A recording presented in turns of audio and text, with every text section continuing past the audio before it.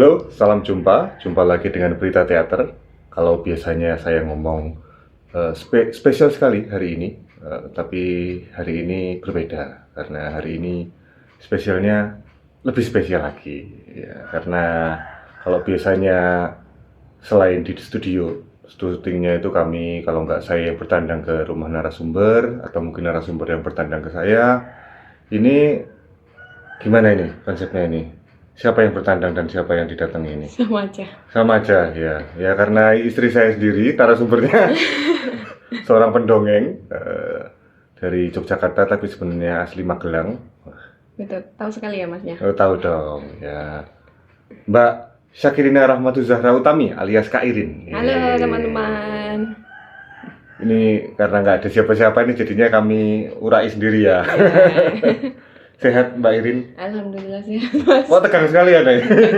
Biasanya kayak gini. Ya, kenapa saya nodong istri saya sendiri ini, Mbak Irin ini karena kapan itu Mbak Irin tanya, wah kalau manggil saya kan biasanya Mayoy itu. Nih, gitu. Ya enggak apa-apa dong, Mayoy apa? Kok kok aku nggak pernah diwawancarai? Enggak ya, enggak bilang gitu. Gitu ya, bilangnya gitu tahu.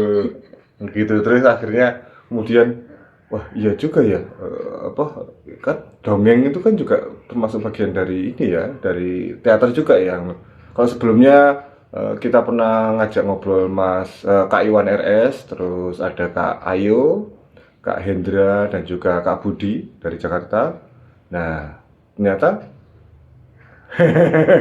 ini Ternyata apa?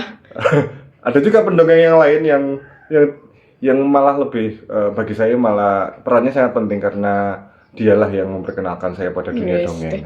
Iya dong, iya toh. Nah, aku penasaran nih. Aku manggilnya apa enaknya nih? Kak Irin aja ya, Iya. biar kelihatan formal ya. Gini. Kenapa sih kebanyakan pendongeng itu kok panggilannya harus Kak gitu loh? Kenapa enggak jarang ya yang menggunakan Pak atau Bu itu jarang ya. Mungkin kalau kayak lagu itu ada Pak Kasur, terus Ibu Sud. Tapi kalau pendongeng kenapa harus Kak?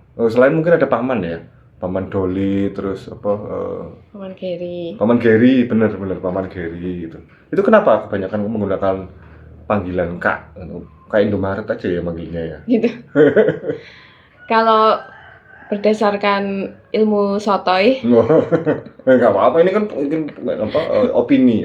karena aku juga nggak tahu sebenarnya awal mulanya itu dari mana. Cuman kalau sotoiku itu karena ya untuk membangun relasi kedekatan aja sama anak-anak kan.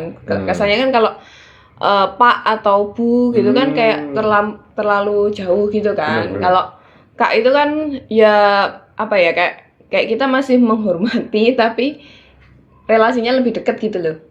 Kan tetap yang namanya mendongeng apalagi kalau dengan anak-anak kan tetap yang dibangun itu kan juga relasi, komunikasi gitu kan.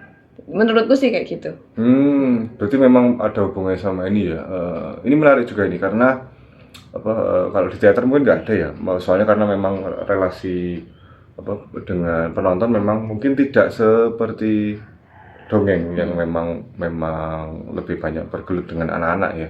Di teater pun juga ada teater anak-anak tapi tidak ada yang mengkak-kakkan ataupun mendidikkan. Nah ini juga aku jadi kepikiran pernah kita ngobrol soal bagaimana seorang pendongeng atau seorang fasilitator ya, kebetulan Kak Irin ini juga pernah menjadi fasilitator di salah satu ini ya, Pak PAUD apa TA itu ya hitungannya ya. Ya sekolah Ya, salah satu sekolah alternatif di Yogyakarta. Itu memanggil anak-anak itu malah lebih suka memanggil dengan teman-teman, alih-alih misalnya nak atau dek gitu. Nah, itu kenapa itu? Kenapa ke teman-teman? Ya sama sih Mas kayak memosisikan diri itu setara gitu loh. Jadi ya kayak kalau dulu di sekolah itu teman-teman, murid-murid ya dalam konteks ini adalah murid-murid ya teman bermain gitu. Jadi ya wes relasinya jadi lebih dekat gitu loh. Tapi ada efeknya nggak maksudku ketika Anda memfasilitasi ataupun ketika menjadi pendongeng, ketika menggunakan panggilan-panggilan seperti itu teman ataukah teman-teman atau dek ataukah anak-anak gitu, ada ada yang berbeda nggak kira-kira dari yang mereka respon mereka gitu mungkin misalnya? Kalau sejauh ini sih, kalau aku sendiri ya, kalau berangkat dari aku sendiri, aku kalau memanggil teman-teman itu emang rasanya lebih setara gitu loh, lebih dekat. Pun juga apa namanya, kalau dulu waktu di sekolah itu mereka juga yo kayak gimana kayak teman. Jadi bukan kayak antara guru sama murid, tapi yo kayak teman gitu. Jadinya apa namanya, dalam beraktivitas sehari-hari ya udah kita aja, kita kayak mau ngobrolin tentang apa, atau misalnya kita mau beraktivitas main apa gitu ya wes santai aja gitu, karena relasinya sudah dari awal terbangun dari situ. Jadi mungkin itu hal yang sederhana tapi sebenarnya juga efektif untuk membangun relasi sih sejauh ini. Pun juga ketika, karena aku juga ngajar di lembaga bimbingan belajar yang notabene itu adalah anak-anak yang udah besar-besar ya, SMP ke atas. Ketika aku memanggil teman-teman itu ya relasinya kayak lebih dekat aja gitu. Jadi nggak yang berjarak. Mereka pun juga ketika sama aku juga mereka lebih santai gitu loh, kayak mau apa namanya, mau tanya apa soal atau apa gitu, jadi lebih enak gitu sih. Ya saking dekatnya bahkan sampai Lebaran pun masih di ini ya. Ya kemarin waktu kami sedang Lebaran itu malah masih ada saja muridnya Kak Irin ini yang ngontak, Kak soal ini jawabannya apa gitu. Iya. itu menarik. Nah, oh ya aku jadi kepikiran mungkin di teater mungkin juga memang tidak ada ini ya panggilan langsung, misalnya mungkin kayak di Lenong itu ada ya apa misalnya penonton gitu, tapi ternyata efeknya berbeda ketika meletakkan diri sebagai seorang penampil atau performer dengan memang literally menganggap yang menonton kita sebagai penonton, itu kan memang ada jarak gitu ya. Sedangkan kalau ini juga bagaimana memanggil penonton anak itu dengan teman-teman itu juga bagiku ya sebuah pilihan yang baik juga, karena kebanyakan kan juga dongeng yang Anda tampilkan banyak interaktif juga ya, tidak hanya. Nah, ngomong-ngomong soal dongeng interaktif, setahu Anda itu ya saya biasa manggil dia Anda ya, karena dia guru bahasa Indonesia. Ya dulu ini sejarahnya ini, jadi kalau dulu guru bahasa Indonesia terus kayaknya kita memanggil Anda itu kayaknya lebih ya. Lebih CS Badudu banget lah pokoknya. Itu ada berapa banyak sih jenis dongeng yang Anda ketahui gitu. Salah satunya seperti itu interaktif, yang kebanyakan juga Anda tidak menggunakan ini ya properti ya, padahal kebanyakan kalau dongeng itu identiknya dengan boneka atau mungkin makeup kayak badut gitu. Kalau saya tahu Anda apa saja jenis dari dongeng itu? Banyak sih, ada yang apa ya namanya ya, yang bisa mengubah suara itu kan. Oh iya, itu namanya tapi nanti kita ngomongin soal itu ya, ngomong soal mengubah suara. Terus apa lagi? Itu ada juga pendongeng yang full dia bisa mengubah suara, dari yang suara harimau, suara kucing, suara pokoknya macam-macam itu bisa ada tuh yang seperti suara pintu dibuka, suara helikopter kayak gitu juga ada. Ada juga yang pakai boneka, apa itu namanya? Ventriloquist ventriloquist ya itu ada kayak juga yang kayak gitu, kayak Kak Ria Enes atau Susan Kak Fikir ya. Seperti itu juga ada. Terus ada juga yang pakai alat musik seperti Syakirinu. Oh iya, kami berdua punya grup dongeng namanya Syakirinu, sederhana sekali, Syakirina dan Dinu. Dan juga sama grup Anda itu kan Teh Tarik Rasa Fanta. Ya, itu biasanya memang kalau dongeng biasanya pakai alat musik. Terus ada juga yang pakai kostum, itu juga ada. Oh iya betul. Kayak ya mungkin apa ya, bisa dibilang agak teatrikal gitu mungkin ya. Terus kostumnya full kostum gitulah. Karena kalau aku atau teman-teman juga sama Mas Dino juga biasanya kami nggak, ya paling pakai baju yang wangun aja gitu kan. Pokoknya sedap dilihat lah. Jadi kadang juga kita mempertimbangkan kostum juga ya. Ya, seperti itu. Paling itu sih Mas, apalagi ya?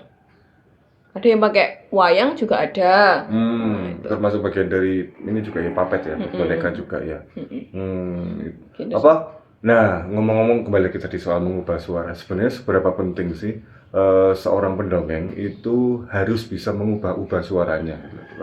Kalau di teater kan, kalau bermain monolog, kalau aku mengambil ini ya, menyetarakan ya, itu kan sebenarnya sama seperti monolog, apalagi kalau pendongengnya tunggal gitu ya. Jadinya dia bisa menampilkan banyak karakter. Tapi sebenarnya di teater kalau monolog tuh agak jarang yang memang menampilkan berbagai macam karakter ya. Kebanyakan memang menjadi diri sendiri atau mungkin menjadi satu tokoh saja. Nah, kalau di dongeng penting banget nggak untuk seorang pendongeng untuk bisa mengubah-ubah suara? Sebenarnya bisa disesuaikan dengan kebutuhan cerita sih. Kan gampangnya itu kalau misalnya mendongeng itu kan kita bisa menjadi tokoh itu berbagai macam tokoh sekaligus narator kan.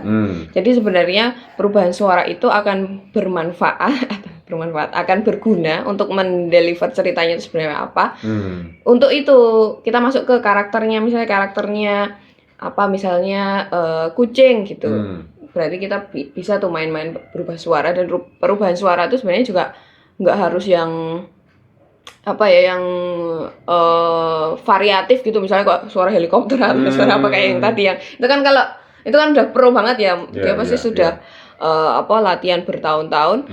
Tapi kalau dulu aku pernah ikut workshop, itu yang penting tuh tiga suara yang paling dasar lah, ibaratnya suara yang besar, suara yang kecil, sama suara kita biasa kayak komunikasi seperti ini. Nah, biasanya kalau yang suara kok biasa seperti ini biasanya jadi dipilih untuk jadi naratornya, tokohnya nanti yang suara kecil atau suara besar. Pun dalam memilih cerita itu memang disarankan untuk yang nggak terlalu rumit, artinya yang tokohnya itu sedikit aja. Jadi kalau tokohnya banyak, itu kadang juga membingungkan dari kita mau mendeliver gimana caranya, terus anak-anaknya juga bingung, ini jadi ini atau yang mana sih, ini karakter yang apa sih, gitu. Sebenarnya kan pada intinya kan mendongeng itulah bagaimana caranya kita menyampaikan cerita itu kepada anak-anak supaya mereka juga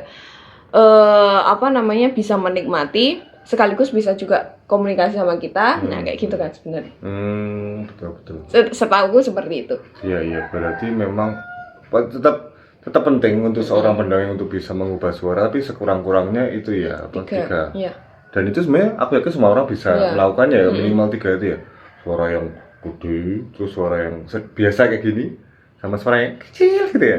Nah, suara kecil ini kayak saya sering kali kesulitan karena secara timbre suara saya memang udah ini ya, sudah ngebas ya jadinya. Tapi itu menarik juga memang, dan sebenarnya Irin ini mengubah suaranya lebih jago daripada saya. Gitu. Iya, itu kalau kita dongeng kan mesti kalau disuruh mengubah suara itu saya pol-polnya itu cuman ya 2 atau 2,5 suara lah. Kalau lebih dari itu agak paling gampang adalah saya niruin aksen biasanya. Jadi misalnya kayak kita bawain cerita kayak itu yang Rudi itu kan, untuk suara kecil tuh paling ya misalnya taruhlah suara kodok ya, paling ngomongnya tetap biasa, cuma dikasih tambahin aksen suara kodok, misalnya pipik atau terus baru, atau untuk anjing itu ngomongnya biasa tapi tambahin kayak atau itu aja, meongnya itu udah kayak anjing. Nah, Anda itu mengenal dongeng sudah berapa tahun berarti ini? Nah, dari tahun 2017 berarti 7 tahun ya? 7 tahun. Itu padahal kan dari jurusan Bahasa Indonesia, kenapa tertarik menjadi pendongeng? Jadi kalau dulu di jurusanku Bahasa Indonesia itu memang ada mata kuliah namanya berbicara. Kayak public speaking gitu? Dan itu nanti pecah-pecah lagi. Nah, salah satu pecahannya itu adalah dulu pernah disuruh mendongeng. Memang tugasnya itu disuruh mendongeng. Tapi nggak dikasih materi, cuma suruh dongeng aja? Jadi waktu itu sempat juga, karena kebetulan dosenku itu temannya Kak Arif. Arif siapa ya? Kak Arif yang dia juga pendongeng. Oh iya.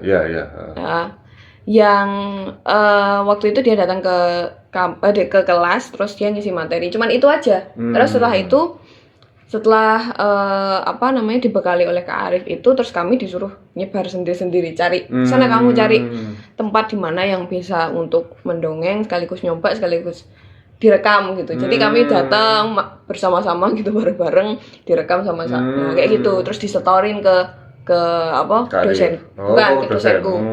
Nah, udah terus selesai mata kuliah itu, kemudian aku KKN.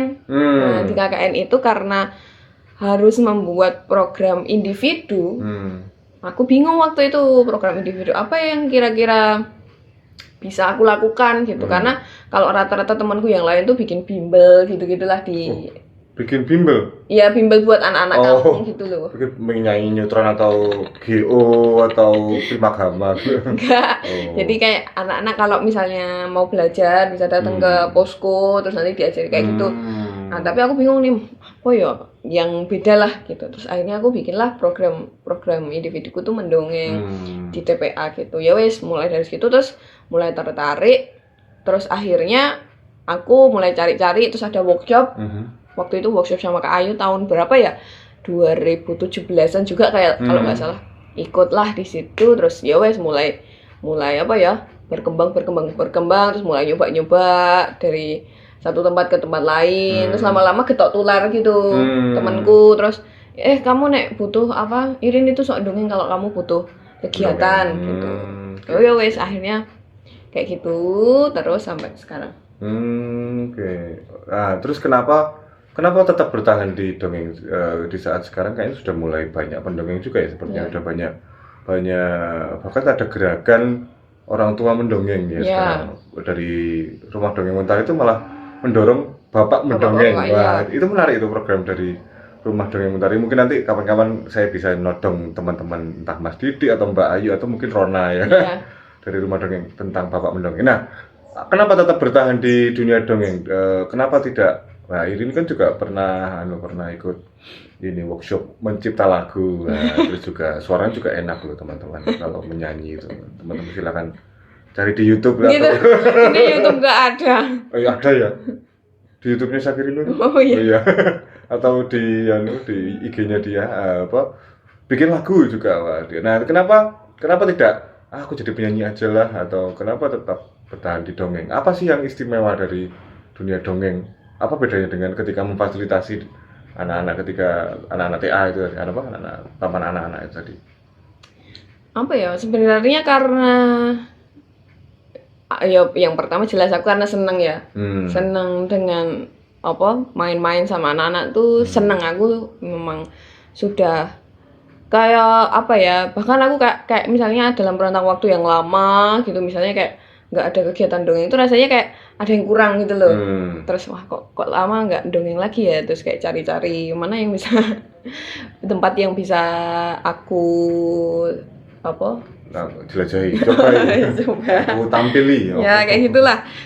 Nah, jadi pada dasarnya karena aku seneng, terus ketika aku senang itu kemudian kan aku niat banget untuk mempelajari ya.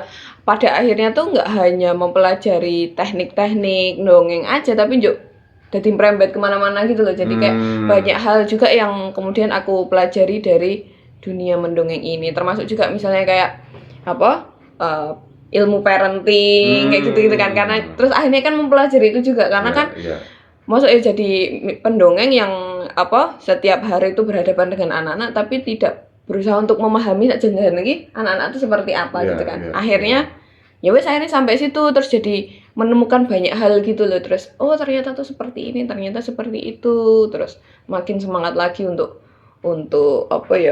mengeksplorasi diri lah. Jadi seperti itu. Jadi banyak yang aku dapatkan itu kayak gitu. Iya. Tapi benar juga sih, kalau aku pernah ngomong kalau di beberapa podcast yang lalu, bagiku seorang teatrawan, aktor ataupun sutradara, bagiku harus paling enggak sekali dalam hidupnya mencoba mendongeng. Karena bagiku itu adalah dunia yang sama sekali berbeda. Karena saya itu puluhan tahun dari SD belajar teater.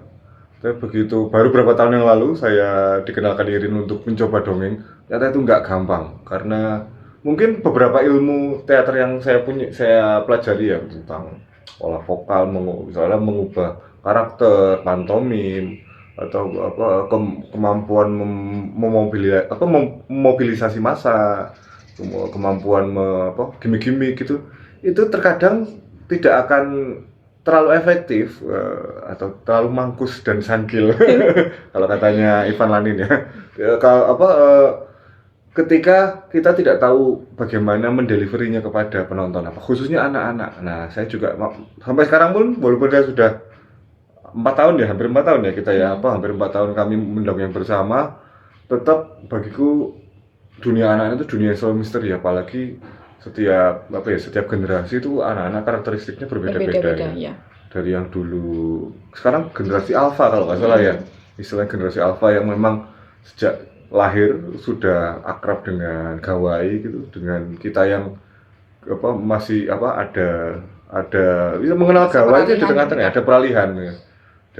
Nah itu bagiku penting buat ini saran sih buat teman-teman teatrawan atau siapapun, aktor, sutradara, silakan tetangga sendiri bisa, ataupun ponaan atau anak sendiri, silakan sesekali kalian mencoba dongeng. Wah, itu tantangannya luar biasa. Apalagi kalau teman-teman bisa ini ya, dongeng ke teman anak-anak umum gitu ya. Itu asik banget gitu tantangannya, karena asik, seru, karena banyak sekali pengetahuan yang bisa didapat. Nah, apa yang menyenangkan sebenarnya dari dunia anak-anak? Padahal mereka itu kan ya sok random, kadang sok menyebalkan gitu ya, dengan istilahnya kelakuannya yang ajaib gitu. Kenapa kok suka anak-anak gitu loh? Suka anak-anak ya karena kalau anak-anak itu kan wis apa anane toh, apa adanya mereka tuh ya wis, ketika mereka suka ya bilang suka, ketika dia nggak bilang ketika nggak suka ya bilang nggak suka gitu. Jujur ya. Jadi kadang itu main sama mereka tuh yo ibaratnya tuh bisa merecharge energi. Itu malah merecharge? Bukannya malah kesedot ya? Enggak. Ada yang bilang kan katanya kalau bekerja sama anak-anak energinya kesedot anak-anak gitu. Tapi kalau aku misalnya main sama anak-anak tuh juga hatinya juga rasanya seneng gitu loh. Terus yo itu momen-momen yang kadang tuh suka bikin kangen ketika mendongeng. Itu salah satunya adalah rasa seneng itu loh habis dongeng. Pernah waktu kemarin pas puasa, aku sama temanku Nini itu datang ke sebuah tempat gitu. Terus begitu datang itu anak-anaknya langsung, halo kak, ini kamu temennya ini ya, kamu gini, langsung disambut ramah, langsung kami diajak main, ayo kak kita main kartu, kita main ini dan lain-lain. Itu rasanya seneng banget gitu loh, disambut anak-anak dengan sebegitu excitednya gitu. Terus habis itu lama tuh kami main-main sama mereka, terus cerita-cerita, kamu namanya siapa dan lain-lain gitu. Habis itu kami mulai mendongeng pun mereka juga sangat antusias. Nah kayak gitu. Jadi kayak ya rasa-rasa pengalaman-pengalaman kayak gitu sih yang selalu bikin nagih kalau setiap kali dongeng. Ini aku nggak lamis ya, tapi memang itu yang aku rasakan. Tapi nah ini nggak, kalau bagi sendiri, kalau aku ya ada tips nggak karena bagi sendiri sampai sekarang pun terkadang aku itu masih kagok atau masih canggung gitu dengan anak-anak, bagaimana menyikapi mereka, khususnya apalagi kalau ya tahu sendiri lah ya, respon-respon yang luar biasa, macam-macam diajakin dongeng gitu misalnya tiba-tiba mencar gitu, atau celutukan-celutukan. Kalau soal celutukan itu memang aku sekarang sudah mulai belajar ya bagaimana menyikapinya. Tapi bagaimana, seberapa penting sih seorang pendongeng itu untuk bisa menyukai anak-anak? Kadang-kadang kan memang ya pendongeng saja, yang jelas yang penting aku tampil saja. Awal-awal aku seperti itu, awal-awal dongeng dulu, karena dulu aku memang belum terbiasa dengan anak-anak ya. Yang penting aku tampil saja, aku keluarkan kemampuanku sebagai seorang aktor ya di depan anak-anak. Tapi seberapa penting sih seorang pendongeng itu harus bisa menyukai anak-anak?